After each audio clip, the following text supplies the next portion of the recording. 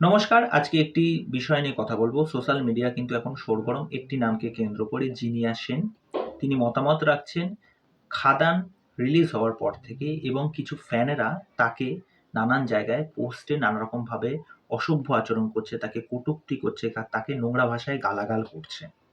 খাদানের মতো এরকম একটা মাস কমার্শিয়াল সিনেমা দেখে তাদের অনেকের জ্বলছে, অনেকের ফাটছে, লুচির মতো ফুলছে, এইসব নানা রকম বক্তব্য। এবং জিনিয়া সেনের এই পোস্টটি শেয়ার করেন এবং রীতাবরী বলেন যে এই জিনিসগুলো প্রচণ্ড বাড়াবাড়ি পর্যায়ে চলে যাচ্ছে। এই বিষয়ে আমার কি মতামত? প্রথমত বলে রাখি, সংবিধানের ১৯ নম্বর ধারায় কি আছে? বাক স্বাধীনতার অধিকার। আপনার কোনো একটা কাজ বা কোনো মানুষকে দেখে যদি আপনার পছন্দ হোক বা অপছন্দ হোক, সেই বিষয়ে আপনি মতামত রাখতে পারেন।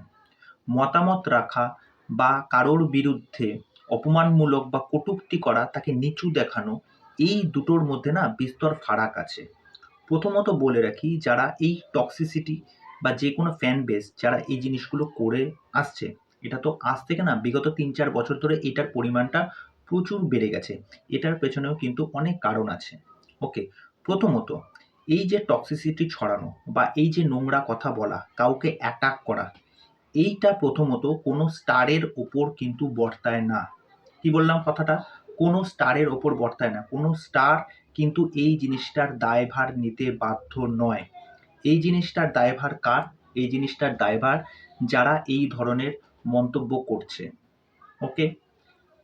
সেকেন্ড যেটা পয়েন্ট, এই যে নোংরা মন্তব্য করা বা কাউকে নিচু দেখানো, কাউকে হেট্রেট ছড়ানো, এই জিনিসটা অনায়াসে আপনি সোশ্যাল মিডিয়ায় বসে আপনি যা নয় তাই আপনি বলে দিচ্ছেন। এটা যেরকম অ্যাজ এ জেনারেল অডিয়েন্স আপনি কোনো পাবলিক ফিগারকে বলতে পারেন না। আপনাকে কেউ ফ্রি লাইসেন্স দেয়নি। আর সেরকমভাবেই একজন পাবলিক ফিগার, তার যদি কোনো জিনিস মতামত যদি পছন্দ না হয় বা কোনো কিছু না হয়, তাকেও কেউ ফ্রি লাইসেন্স দেয়নি যে সে কোনো রকম একটা মতামত রাখতে পারে। মতামত রাখা আরেক জিনিস, কিন্তু সে যে কোনো রকমভাবে একটা বা বুলিং করলো, সেই জিনিসটাও কিন্তু ঠিক নয়। রিসেন্টলি দেখবেন আপনারা, যে কটা ঘটনা আমাদের সামনে এসেছে, রাজ চক্রবর্তীকে নিয়ে পোকিং হয়েছে, ঋত্বিক চক্রবর্তীকে নিয়ে পোকিং হয়েছে। ঋত্বিক চক্রবর্তীর ব্যাপারটাকে প্রথমে আমি বলেছিলাম, তারপরে সেটাকে টুইস্ট অ্যান্ড টার্ন ভাবে নানা রকম ভাবে সোশ্যাল মিডিয়ায় ঘোরাফেরা হচ্ছে, যার ফলে সেই জিনিসটাকে অন্যভাবে প্রেজেন্ট করা হয়েছে। দেখুন, দেবদা রিসেন্টলি যে কটা ইন্টারভিউ এসেছে, যারা দেবকে পছন্দ করেন, অনেকে বলে না যে আমরা হচ্ছে ট্রু দেবিয়ান্স। ট্রু দেবিয়ান্স হলে দেবদার আইডিওলজি কি, দেবদা কি চিন্তা ভাবনা করেন। গতকালে দেবদার যারা খাদানের ইন্টারভিউ দেখেছেন, দেবদা কিন্তু ওখানে একটা কথা বলেছেন। তাকে যখন প্রশ্ন করা হয় যে এই যে কন্ট্রোভার্সি গুলো চলে, আপনি কি এগুলো কখনো দেখেন বা কখনো মনে হয় এগুলো নিয়ে আপনি কোনো মতামত রাখবেন? দেবদা বলেন, আমার ২৪ ঘন্টা সময়ের মধ্যে আমি ৮ ঘন্টা হচ্ছে ঘুমানোর, আমার ২ ঘন্টা হচ্ছে জিমের। ঠিক আছে, তারপরে বাকি কাজ তো আমার সারাক্ষণ, ওই বাকি ১৪-১৫ ঘন্টা তো আমি সবসময় কাজ নিয়েই ব্যস্ত থাকি, যে আমি কিভাবে গ্রো করব, আমার পরবর্তী কাজ কি আসতে চলেছে, পাবলিক আমাকে কিভাবে চায়, আমাকে নতুনভাবে আরও কিভাবে এগিয়ে যেতে হবে, ইন্ডাস্ট্রিকে কিভাবে ধরে নিয়ে চলতে হবে, সেই জিনিসটা আমি চিন্তা ভাবনা করি। আরও নতুন নতুন নিউ কামার্স কিভাবে আসবে, আমাদের বাংলা ইন্ডাস্ট্রি কিভাবে গ্রো করবে, সে এই ধরনের চিন্তা ভাবনা করে। তাহলে যারা বলেন যে আমরা দেবদাকে ভালোবাসি বা দেবদাকে পছন্দ করি, দেখুন, সিনেমা এমন একটা সাবজেক্ট, এবং এই যে ইকোসিস্টেমটা চালানোর জন্য কিন্তু সবার কিন্তু দরকার। শুধু একজন নায়ক, নায়িকা বা পরিচালক, প্রডিউসার, শুধুমাত্র এদেরই নয়। এই যে যারা হেলদি অডিয়েন্স আছে, যারা দেবের ফ্যান আছে, তাদেরও কিন্তু প্রচণ্ড রকম দরকার। কেননা এদেরও একটা কন্ট্রিবিউশন কিন্তু আছে। আজকে দেখুন, যে কোনো সিনেমার ক্ষেত্রে যে কোনো ফ্যানদের একটা মারাত্মক রকমের কন্ট্রিবিউশন থাকে। আমি বলছি 100% এর মধ্যে 90% কন্ট্রিবিউশন কিন্তু এই ফ্যানদের থাকে। এবার এই 10% যারা ফ্যান রয়েছে না, তারা এই সমস্ত জিনিসের এই যে যুক্তি, তর্ক, কোনো কিছু এই জিনিসের ধার ধারে না। তাদের কাছে একটাই রাস্তা, তারা হচ্ছে খিস্তিখামারি করবে বা কিভাবে সেই মানুষটাকে নিচু দেখানোর চেষ্টা করবে। এই যে 10% যারা মানুষ আছে, তারাই এই ধরনের কাজ করছে। এই টক্সিসিটিটা কিন্তু শুধুমাত্র দেব ফ্যানদের মধ্যে না, জিৎ ফ্যান রয়েছে, এছাড়া অন্যান্য যে কোনো ফ্যান বেসের মধ্যে কিন্তু থাকে। এটাকে কিন্তু যারা অ্যাকচুয়াল যারা ফ্যান বলে নিজেদেরকে দাবি করে, তারা কিন্তু এই টক্সিসিটিটা কখনো কিন্তু মানবে না। যে আমার কোনো অধিকার নেই যে আমি কাউকে এরকমভাবে ছোট দেখাবো বা নিচু দেখাবো। ওকে, এর পেছনে একটা কারণ আছে। এবার এই বিষয়টাকে কেন্দ্র করে অনেকে এটাকে ভুল ইন্টারপ্রেট করে বলবে যে দেব ফ্যানদের না নিচু দেখানো হচ্ছে, তাদের অশিক্ষিত বলা হচ্ছে, তাদের ছোটলোক বলা হচ্ছে। তোমরা সতর্ক থাকো বা তোমাদেরকে দেখো কিভাবে এরমভাবে নিচু করছে। আজকে এরকম তার মানে কি হচ্ছে? তারা এটাকে ভুল ইন্টারপ্রেট করবে কিন্তু কিছু মানুষ এই বিষয়টাকে। করে তাদের অ্যাকচুয়ালি কাজ কি? এটাকে উস্কানি দেওয়া।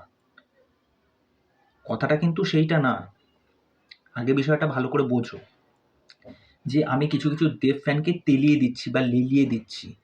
এখানে লেলিয়ে দেওয়ার বিষয়টা একদমই না। যদি তোমার কোনো কাজ পছন্দ হয়, তুমি সেই কাজটার প্রশংসা করো। তার যদি কোনো বক্তব্যে তোমার যদি না পোষায়, তুমি সেরকমভাবে বক্তব্য রাখো। এবং কিছু মানুষ আমি শুনলাম বক্তব্য রাখছে যে অশিক্ষিত বলে দাবি করা হচ্ছে, পড়াশোনা না জানা। প্রথমে একটা কথা বলে রাখি, পুঁথিগত বিদ্যা হলে বা পারিপার্শ্বিক যদি আপনার পরিবেশ যদি ঠিকঠাক থাকে, তবে কিন্তু আপনার কথা, চিন্তাধারা, আপনার বডি ল্যাঙ্গুয়েজ, আপনি মানুষকে কিভাবে সম্মান দিচ্ছেন, সেই সমস্ত জিনিস কিন্তু আপনার অটোমেটিক ক্যারেক্টার বা ব্যবহারের মধ্যে দিয়ে বেরিয়ে আসবে।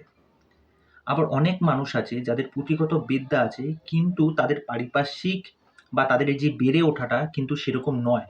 তারা কিন্তু কোনো মানুষের সাথে সেরকমভাবে আচরণ করে না। এটা কিন্তু তার ফ্যামিলি থেকে সেই জিনিসটা সে শেখেনি। এর ফলে দেখবেন অনেক মানুষ যাদের পুঁথিগত বিদ্যা প্রচুর, তারা যখন বাইরে বেরোয় অনেক ছোট নিচু শ্রেণীর মানুষকে তুই তুকারি বলে সম্বোধন করে থাকে। কিন্তু যাদের মধ্যে বিবেক, বুদ্ধি, পুঁথিগত বিদ্যা, পারিপার্শ্বিক সমাজ সমস্ত কিছু সম্পর্কে যাদের এই বোধ বুদ্ধিগুলো আছে না, তারা মানুষকে সম্মান দিতে জানে, মানুষকে মানুষ হিসাবেই দেখতে জানে। তারা আপনি বলেই সম্বোধন করবে। আরেক শ্রেণীর মানুষের কথা বলছি, যাদের দেখবেন খুব দারিদ্র্যের মধ্যে জীবন কেটেছে, পড়াশোনা করার ইচ্ছা ছিল কিন্তু পড়াশোনা সে করতে পারেনি, পুঁথিগত বিদ্যা নেই, পারিপার্শ্বিক যে সমাজের মধ্যে বেড়ে উঠেছে সেটাও ঠিক না, সে চারপাশে যে জিনিসগুলো দেখে এসেছে, শিখে এসেছে, সেইটাই কিন্তু সে তার জীবনে এবং তার পারিপার্শ্বিক যত মানুষ আছে তাদের প্রতি সে অ্যাপ্লাই করছে। যার ফলে কোনটা ঠিক, কোনটা ভুল, এই কথাটা বলা উচিত বা এই কথাটা বলা উচিত না, এই জিনিসগুলো কিন্তু সে বিচার করতে পারে না। সে কিন্তু জাস্ট বলে ফেলে। আর এই মানুষগুলোই হচ্ছে ওই 10% এর মধ্যে বিলং করে। এটা তো আমার তাই মনে হয়। আজকে যদি সেই বিবেক, বুদ্ধি, বিবেচনা শক্তি থাকতো, তাহলে তো এইভাবে তো অ্যাটাক করতো না। সেরকমভাবেই এই সমস্ত যারা নেটিজেনেরা আছে বা যেই সমস্ত পাবলিক ফিগার আছে, তারাও যে মাঝে জিনিসগুলো করে থাকে এটাও ঠিক না।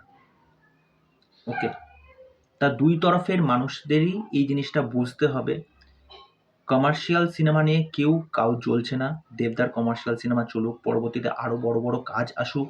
এটা আমরা প্রত্যেকেই চাই, আমিও চাই। একজন দেব ফ্যান হয়ে বলছি, এই টক্সিসিটিটা বন্ধ হওয়ার দরকার।